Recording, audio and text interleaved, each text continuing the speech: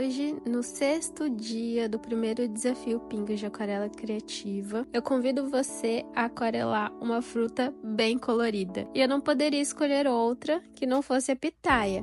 Ela que tem esse tom rosado, profundo e essa mescla de cores complementares que de fato pode ser bastante desafiadora pra gente no futuro. Então eu começo extraindo as cores, conhecendo as cores que eu vou usar na minha pintura. Eu vou precisar fazer algumas misturas e eu começo com magenta e já vou trabalhando e fazendo alguns testes, aproveitando essa sujeirinha que tem no meu godê para trazer ele de forma mais escura, sabendo que eu possivelmente vou usar essa cor na sombra. Então eu aproveito o que eu tenho no meu estojo para criar essas tonalidades.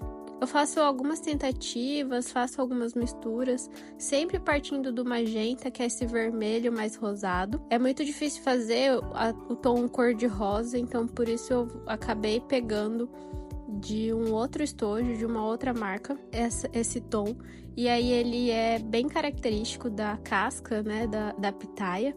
E foi fundamental aí para eu conseguir chegar nessa tonalidade. Então, sempre quando eu vou fazer uma pintura que vai envolver diferentes tonalidades, para mim é fundamental estudar as cores antes e já ter um guia do que eu preciso fazer no futuro. Essa é basicamente a minha base para pintura e eu vou trabalhar com isso ao longo de tudo. Especialmente nesse vídeo, como ele é um pouco mais complexo, eu não vou acelerar e vou deixar correndo com o meu tempo de pintura mesmo. Então, depois que eu definir todas as cores, eu já tô com o meu desenho, o meu traço que eu tirei a partir da própria fruta e também de algumas imagens que eu pesquisei. Foi importante observar o objeto, entender esses detalhes, principalmente da forma. Já que a gente tem dois tons bastante contrastantes, que são praticamente complementares, ou seja, estão opostos no círculo cromático, eu vou trabalhar com a cor verde, que para mim vai ser mais desafiadora aqui, já que todo o resto da pitaia é cor-de-rosa.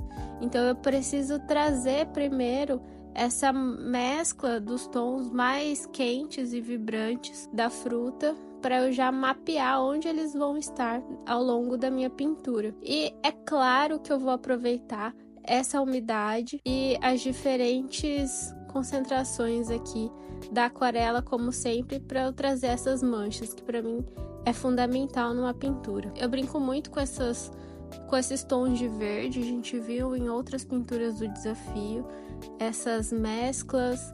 Observando a fruta, eu consigo ver que tem partes que já tem uma sombrinha, ou seja, eu já vou brincando um pouquinho do verde com o tom rosado, mas é pouquinha coisa, só para ele começar a desaturar e eu trazer um tom mais sombreado desse meu verde, diferente de outras partes que eu acabei misturando com amarelo e aí ficou bem iluminado. Eu vou mapeando todas as partes que eu vou no futuro, né, manter no tom de verde, para depois eu vir de forma mais tranquila, colocando todo o tom rosado da pintura. É importante nesse momento que, se você não tiver muita agilidade para não encostar uma área na outra, de deixar uma camada secar para você vir com a outra.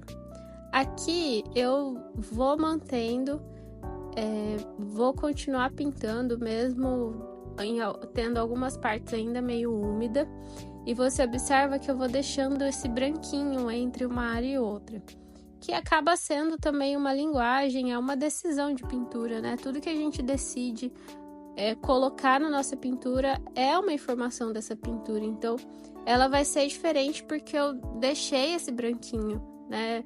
Porque eu resolvi usar, seguir com a segunda camada, com uma outra cor, com a primeira cor ainda úmida. Eventualmente eu vou encostar em alguns pontos e outros eu vou deixar branquinho. Só que isso exige um controle maior, né, dessa pincelada, E também que se misturar, paciência, né, gente? É aquarela e ela vai tomando conta. É importante a gente lembrar também que por mais cheia de formas e detalhes que tem a pitaia, a forma básica dela ainda é uma esfera. Então eu vou brincando com essa sombra e luz. Então veja que eu deixei áreas mais iluminadas, ou seja, com a tinta mais aguada, e fui brincando com os tons mais escuros e trabalhando essa volumetria da fruta. Se você escolher qualquer outra fruta, se for uma laranja, se for um limão, se for um kiwi, uma manga, que é bem colorida, você provavelmente vai esbarrar nessa forma mais esférica, mais ovalada. Então, é importante que a gente consiga brincar com isso e trabalhando a luz e sombra para dar essa ilusão de tridimensionalidade, que é fundamental na nossa pintura. Uma vez que eu defino aí onde é o meu ponto de luz e as áreas mais sombreadas da minha composição, eu já vou trabalhando algumas misturas. E aqui, como a gente está trabalhando uma pitaia que tem tons de verde e tons de magenta, se você quiser um verde mais escuro, você vai misturar o magenta no verde. E se você quiser um magenta mais escuro, você vai misturar o verde no magenta. Então, a gente sempre vai usar aqui o círculo cromático ao nosso favor e trabalhar as nuances dessas cores que estão no nosso godê. É muito importante a gente entender as cores dessa forma, que a gente acaba limitando a nossa paleta, mas vai trazendo cores cada vez mais ricas para a nossa composição, né? E vai trazendo uma possibilidade de tomar decisão, de conhecer o nosso material cada vez mais. Fica aí um alerta para você conhecer as cores de novo, né? A gente fez isso no primeiro dia do nosso desafio, mas a gente não vai deixar de fazer isso nos próximos. Então aqui eu escolhi a pitaia e, consequentemente, eu escolhi trabalhar com cores opostas no círculo cromático. E como essa pintura também é um convite para a gente trabalhar diferentes perspectivas, né?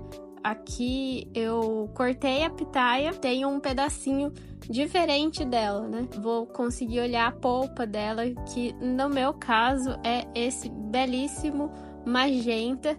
E ele pode ser até mais escuro, dependendo ali de como você visualizar. É importante a gente trabalhar essas nuances, trabalhar perspectivas diferentes. Então, os elementos que numa determinada posição ficam de uma forma, quando a gente muda a posição, ele muda também.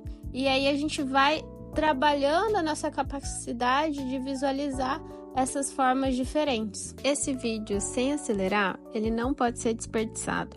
Eu quero que você observe o meu movimento no papel, a posição que eu pego no pincel. Quando eu pego da metade para cima do pincel, é como se eu perdesse um pouco o controle. Então, eu vou passando por toda a fruta aqui novamente, já com a tinta um pouco mais concentrada, criando essa camada com mais sombra, e eu vou passando pela minha pintura, trabalhando esses contrastes, trabalhando essas nuances, mas é tudo muito suave. Eu vou aproveitar para me desculpar. Eu perdi um trecho desse vídeo porque eu precisei pausar e quando eu retornei à pintura, eu não iniciei a gravação. E acabou perdendo a parte dos respingos e das sementinhas da pitaia. Espero que aproveitem e continuem comigo no primeiro desafio Pingos de Aquarela Criativa.